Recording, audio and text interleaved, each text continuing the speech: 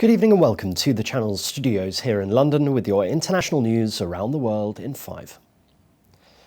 Around 70% of the Ukrainian capital is without power as work continues to restore the city's water supply. Russian attacks on energy facilities have caused power cuts across Ukraine. Here at least 3 people, including a 17-year-old woman, were killed in airstrikes on Wednesday. Meanwhile, at least 5 were killed and many more injured in this Kyiv suburb. The city's mayor, Vitaly Klitschko, said energy firms were trying to restore electricity as soon as possible, but this would depend on the balance in the national grid.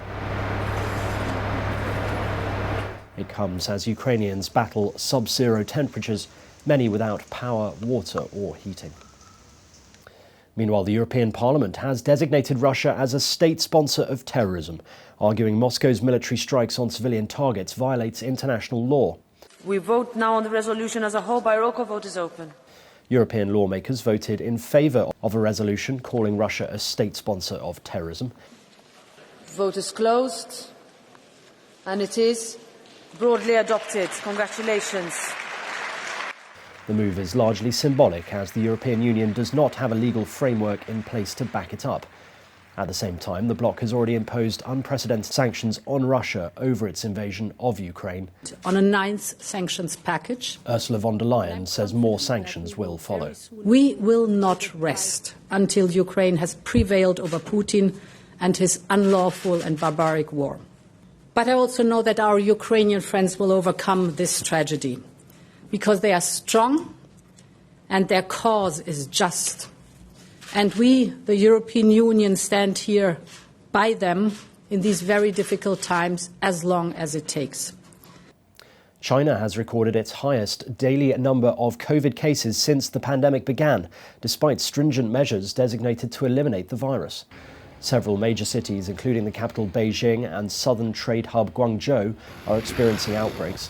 Wednesday saw 31,527 cases recorded, compared with an April peak of 28,000. The numbers are still tiny for a country of 1.4 billion people, and officially just over 5,200 people have died since the pandemic began. Malaysia's veteran opposition leader Anwar Ibrahim has been sworn in as the country's new Prime Minister after several days of post-election deadlock. The new leader was appointed by King Sultan Abdullah after elections over the weekend resulted in an unprecedented hung parliament. Neither Mr Anwar nor ex-Premier Muhyiddin Yassin had won the simple majority needed to form a government. It is not immediately clear who Mr Anwar will go into coalition with. African leaders have declared a ceasefire in Eastern Democratic Republic of Congo starting on Friday, which is aimed in particular at stopping attacks by the M23 rebel group. The declaration was issued by the leaders of Congo, Rwanda, Burundi and Angola, and former Kenyan President Uhuru Kenyatta after a summit in Luanda. Eastern Congo is facing an insurgency by the M23, a Tutsi-led rebel group which the Congolese government claims is supported by neighbouring Rwanda. Rwanda denies this, but the M23's resurgence this year has caused a major diplomatic crisis. Pakistan's government has named a new army chief, ending months of speculation over who would land what many see as the country's most powerful job. General Asim Munir, a former spy chief, General Qamar Javed Bajwa, who retires on the 29th of November. General Munir, the army's most senior general, is considered a close ally. The appointment comes at a precarious time for a country where the military has always wielded great influence in politics and foreign policy.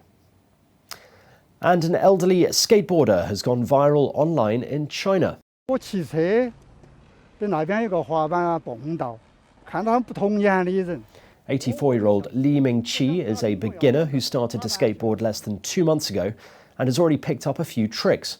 Despite initial opposition from his family, the former footballer says his age is not a limitation in the sport, saying what's important is the passion and perseverance. And that's your international news around the world in 5. Now back to the Channel's studios in Lagos.